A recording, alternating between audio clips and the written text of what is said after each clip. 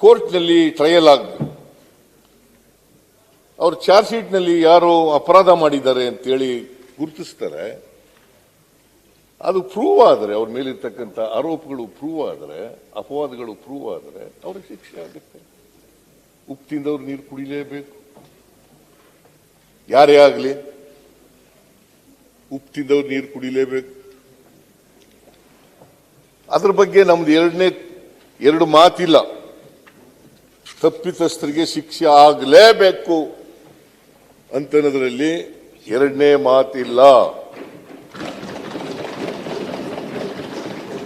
Our government is not going to compromise with the corruption.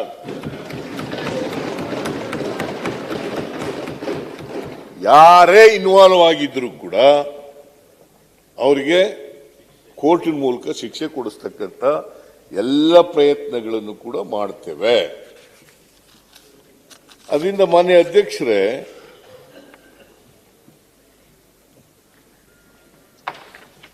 ಈ ಬಿಜೆಪಿಯವರಿದ್ದಾರಲ್ಲ, ಈ Goebbels ತಂತ್ರದಲ್ಲಿ ಬಹಳ ನಿಪುಣರು ಇವರು. ಗೊಬೆಲ್ಸ್ ಥಿಯರಿ ಇದೆಯಲ್ಲ, ಆ ತಂತ್ರಗಾರಿಕೆ ಬಳಸ್ತಾರೆ. ಯಾವಾಗಲೂ ಆ ತಂತ್ರಗಾರಿಕೆ ಬಳಸಿ ಸುಳ್ಳೆ 100 ಸಾರಿ ಹೇಳೋದು, 1000 ಸಾರಿ ಹೇಳೋದು,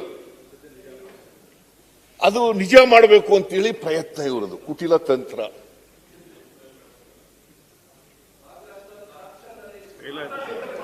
ಆಮೇಲೆ ಹೇಳಪ್ಪ ತಮ್ಮ, ಏನೇನು ಹೇಳ್ಬೇಕು ಎಲ್ಲ ಹೇಳೇ. ಆಮೇಲೆ